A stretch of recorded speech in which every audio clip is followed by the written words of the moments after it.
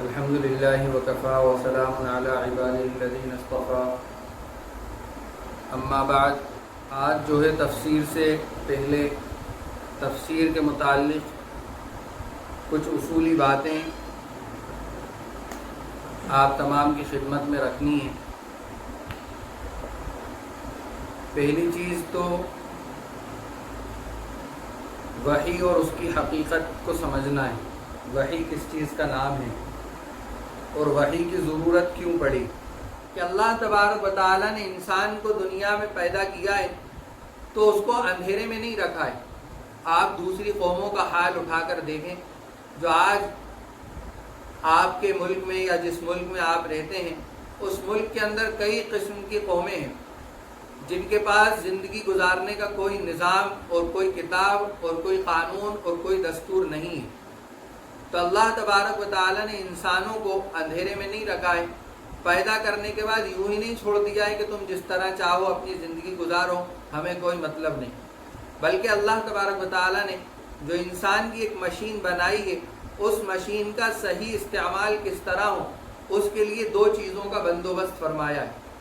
ایک قرآن کا یعنی وحی کا، اور دوسرے رسالت کا یعنی نبی صلی اللہ علیہ وسلم کا۔ اور ان دونوں کا استعمال یعنی ان دونوں کے ذریعے سے ہمیں پتہ چلے گا کہ جو انسان کی مشین ہے اور جو انسان نامی ایک چیز ہے، اس کا استعمال صحیح طریقے پر کیسے ہو۔ اسی کو جو ہے وحی کہا جاتا ہے، اور یہی وحی کی حقیقت ہے۔ قرآن وحی ہے، رسالت بھی وحی ہے، یعنی اللہ کے نبی صلی اللہ علیہ وسلم نے جو کچھ فرمایا وہ سب وحی ہے۔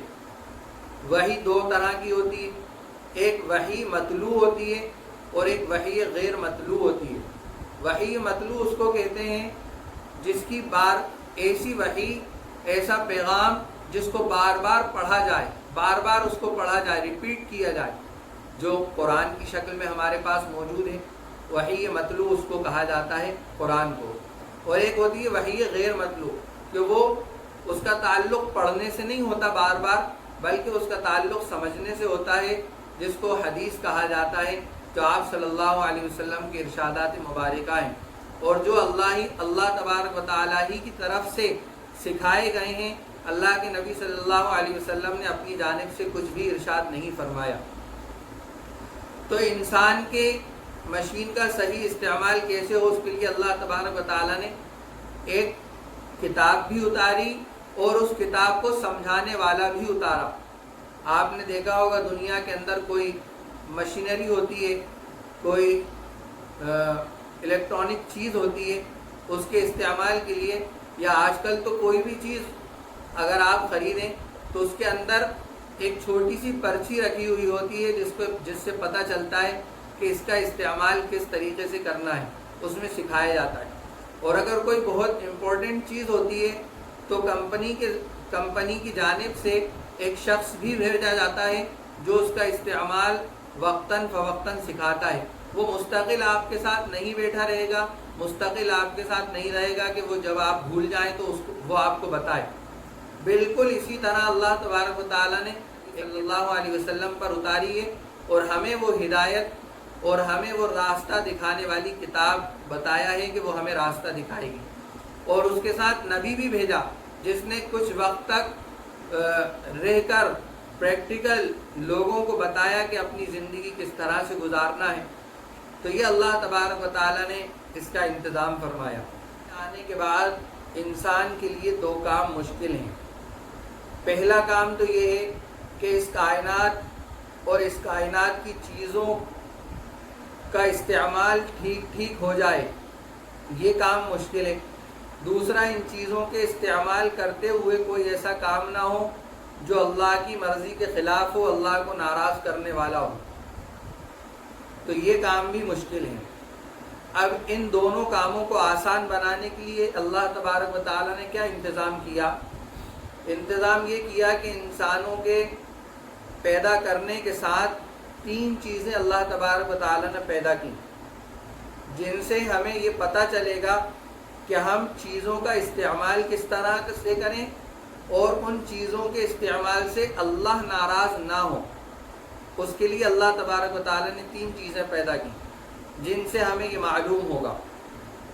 اللہ تبارک و تعالیٰ نے جو 3 چیزیں پیدا کی ہیں ان میں سے پہلی چیز ہے انسان کے حواس سے، پہلی چیز ہے آنکھ، دوسری ہے کان، تیسری ہے منہ، چوتھی ہے ہاتھ اور 5ویں چیز ہے پاؤں، پیر۔ ان کو کہا جاتا ہے حواس سے خمسہ۔ کیا ہمیں کوئی دیوار نظر آ رہی ہے سامنے، تو اب ہم آنکھوں سے دیکھ کر اس کو محسوس کریں گے، اس کو دیکھیں گے کہ ہاں یہ کوئی دیوار ہے۔ کوئی بھی چیز ہے دیکھنے سے جس کا تعلق ہے تو وہ آنکھوں سے دیکھ کر پتہ چلے گی کہ ہاں یہ چیز فلاں ہے، تو ہمیں آنکھ کے ذریعے سے اس کا علم حاصل ہوگا۔ دوسری چیز ہے کان۔ کان سے ہم کوئی چیز سنیں گے تو ہمیں پتہ چلے گا کہ ہاں یہ فلاں چیز ہے۔ مثال کے طور پر ہم نے کسی آواز کو سنا تو اب ہم یہ کیسے پتہ کریں گے کہ یہ مرد کی آواز ہے یا عورت کی آواز ہے؟ تو یہ کان ہمیں بتائیں گے کہ یہ کسی مرد کی آواز ہے یا کسی عورت کی آواز۔ تو یہ ان دونوں کے درمیان فرق کرنے کا جو آلہ ہے وہ کان ہے، وہ کان کے ذریعے سے ہمیں علم حاصل ہو رہا ہے کہ ہم نے آواز سنی ہے تو کون سی آواز سنی ہے۔ تیسری چیز ہے منہ۔ کوئی چیز میٹھی ہے یا کڑوی ہے تو اس کا علم کیسے حاصل ہوگا؟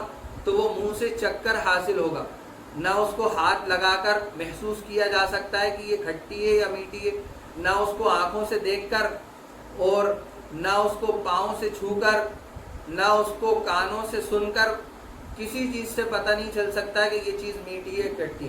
اس کے لیے اللہ تبارک و تعالیٰ نے ایک ہمیں ذریعہ دیا ہے، وہ منہ۔ اب اسی طرح ہاتھ سے علم حاصل ہوگا، اسی طرح پیر سے علم حاصل ہوگا۔ تو یہ پہلا جو اللہ تبارک و تعالیٰ نے علم حاصل کرنے کا ذریعہ بنایا ہے اس کو کہا جاتا ہے حواس، انسان کے حواس۔ اور حواس کے اندر 5 چیزیں: آنکھ، کان، منہ، ہاتھ، پاؤں۔ دوسرا علم حاصل کرنے کا ذریعہ اللہ تبارک و تعالیٰ نے عقل کو بنایا،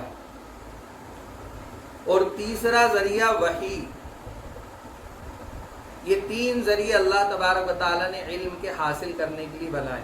اور یہ علم کیوں حاصل کیا جائے اس کی وجہ پہلے بتا دی گئی کہ وہ اس لیے حاصل کیا جائے گا کہ ہمیں چیزوں کے استعمال کا طریقہ معلوم چل جائے، اور اس استعمال سے اللہ راضی ہوتے ہیں یا ناراض ہوتے ہیں اس کا پتہ چل جائے۔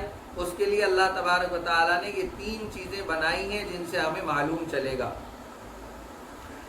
دوسری بات یہ سمجھنے کی ہے کہ یہ جو تینوں چیزیں ہیں، انسان کے حواس اور عقل اور وحی، ان تینوں کا دائرہ ہے، ایک حد ہے۔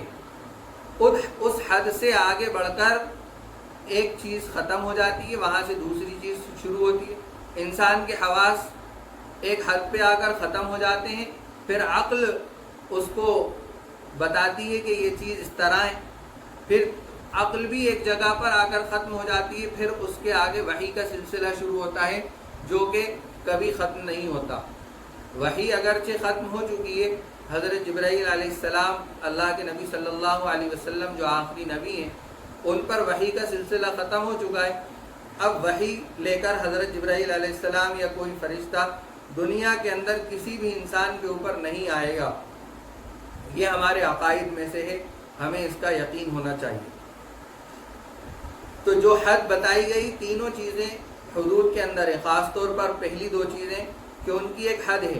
مثال کے طور پر ایک دیوار ہے، دیوار کا رنگ سفید ہے، کالا ہے، پیلا ہے، نیلا ہے، کس کلر کا ہے؟ تو یہ ہمیں حواس سے پتہ چلے گا، اس کو حواس بتائیں گے۔ ظاہر سی بات ہے کہ آنکھ بھی جو ہے حواس سے خمسہ کے اندر ہے، تو آنکھیں ہمیں اس کا کلر بتائیں گی کہ ہاں دیوار اس کلر کی ہے۔ عقل اس کو نہیں بتائے گی کہ انسان آنکھیں بند کر لے اور عقل سے سوچے کہ یہ دیوار جو میرے سامنے تھی اور اب میں نے آنکھیں بند کر دی ہیں اور اس پر کسی نے کلر کر دیا ہے، تو اب وہ کلر کس کا ہوگا، کس رنگ کا ہوگا، وہ کلر کون سا ہے؟ یہ عقل نہیں بتائے گی بلکہ یہ حواس بتائیں گے۔ عقل کا یہاں کوئی دخل نہیں۔ پھر آگے چلے آگے چل کر یہ معلوم کرنا ہے کہ یہ دیوار کسی انسان نے بنائی ہے یا کیسے بنی ہے. تو اب اس چیز کو نہ آپ کی آنکھ بتائے گی، نہ آپ کا کان بتائے گا، نہ آپ کا منہ بتائے گا، نہ آپ کے ہاتھ اور پیر بتائیں گے. یہ چیز عقل اس بات کا فیصلہ کرے گی کہ یہ چیز کسی انسان نے بنائی ہے یا کسی اور چیز سے بنی گئی. تو یہ ایک حد تھی حواس کی جو ختم ہو گئی. اب یہاں سے دائرہ شروع ہوا ہے عقل کا، لیکن ایک حد پہ آ کے وہ عقل کا بھی دائرہ بھی ختم ہو جاتا ہے. وہ کیا ہے؟ وہ یہ ہے کہ اس دیوار کا استعمال کس طرح صحیح ہو کہ اس کے استعمال سے اللہ ناراض نہ ہو بلکہ اللہ راضی ہو. تو نہ یہ آپ کے حواس بتائیں گے، یعنی ناک، کان، منہ، آنکھیں، ہاتھ، پیر، یہ بھی نہیں بتائیں گے استعمال کا طریقہ. عقل بھی آپ کی یہ نہیں بتائے گی کہ اللہ اس کے استعمال سے راضی ہوں گے کہ ناراض ہوں گے. اب اس کا فیصلہ آگے آ کر وحی کرے گی کہ اس کے استعمال سے اللہ راضی ہوتے ہیں یا ناراض ہوتے ہیں. امید ہے کہ آپ کو یہ باتیں سمجھ میں آ رہی ہوں گی. یہ وحی اور اس کی حقیقت کو میں نے بہت مختصر انداز میں آپ کی خدمت میں رکھنے کی کوشش کی. اب آگے چلتے ہیں ہم کہ اللہ کے نبی صلی اللہ علیہ وسلم پر نزول وحی کے طریقے کیا تھے، وحی کس طرح سے نازل ہوئی. وحی کی 5 قسمیں بیان کی ہیں مفسرین نے. پہلی قسم کے اندر روایت حضرت عائشہ رضی اللہ عنہا کی کہ ایک مرتبہ حضرت حارث بن ہشام رضی اللہ عنہ نے حضور صلی اللہ علیہ وسلم سے وحی کے بارے میں سوال کیا کہ آپ کے اوپر وحی کیسے نازل ہوتی ہے، قرآن کس طرح نازل ہوتا ہے. فرمایا کہ کبھی مجھے گھنٹی کی سی آواز سنائی دیتی ہے، اور یہ گھنٹی کی جو آواز ہوتی ہے یہ کسی ایک جانب سے نہیں آتی، بلکہ جب گھنٹی کی سی آواز آتی ہے تو وہ ہر جانب سے ہوتی ہے، اور وہ اتنی تیز ہوتی جاتی ہے کہ وہ بہت زیادہ بوجھل مجھے معلوم ہونے لگتی ہے. اور یہ صورت وحی کے نازل ہونے کی سب سے زیادہ مشکل تھی. یعنی اللہ کے نبی صلی اللہ علیہ وسلم فرما رہے ہیں کہ جب اس صورت میں وحی نازل ہوتی تھی، گھنٹی کی ایسی آوازیں بجتی تھیں، تو یہ صورت، یہ شکل میرے اوپر بہت زیادہ بوجھ کا سبب بنتی تھی. پہلی قسم یہ. اور کبھی ایسا بھی ہوتا تھا کہ فرشتہ میرے سامنے کسی مرد کی صورت میں آ جاتا تھا. یہ بخاری شریف کی روایت. وحی کی دوسری صورت میں حضرت جبرائیل علیہ السلام جو ہے کسی صحابی کی شکل میں آتے تھے، جن صحابی کا نام روایات کے اندر حضرت دحیہ کلبی رضی اللہ عنہ آتا ہے کہ حضرت جبرائیل علیہ السلام ان کی صورت میں تشریف لایا کرتے تھے. اور یہ صورت سب سے زیادہ آسان ہوتی تھی کہ آ کر بیٹھے. بخاری شریف کے اندر غالباً پہلی ہی روایت ہے کیف کان بدء الوحی صلی اللہ علیہ وسلم.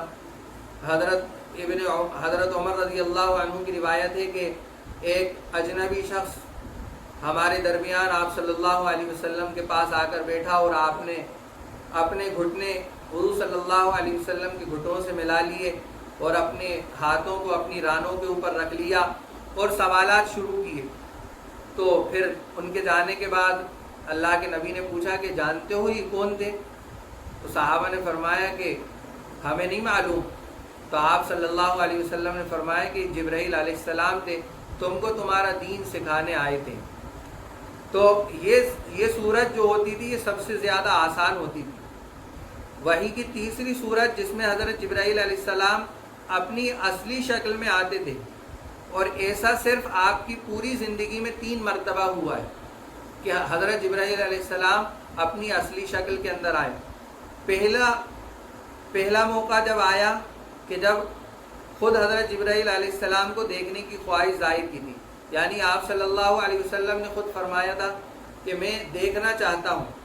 تب حضرت جبرائیل علیہ السلام نے اپنی اصلی شکل دکھائی. دوسری صورت جب حضرت جبرائیل علیہ السلام اپنی اصلی شکل میں نظر آئے وہ معراج میں.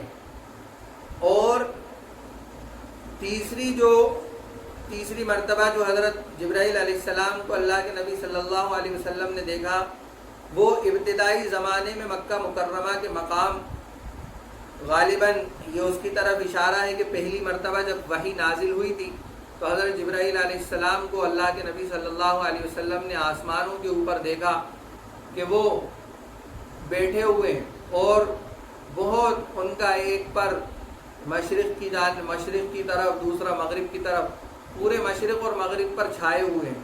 اس طرح کی روایات آتی ہیں جس میں اللہ کے نبی صلی اللہ علیہ وسلم نے حضرت جبرائیل علیہ السلام کو اپنی اصلی شکل میں دیکھا تھا۔ تو یہ وحی کی تیسری قسم، اور چوتھی قسم وحی کی کہ براہ راست حالت بیداری میں سفر معراج پر اللہ تبارک و تعالیٰ سے ہم کلامی کا شرف حاصل ہوا۔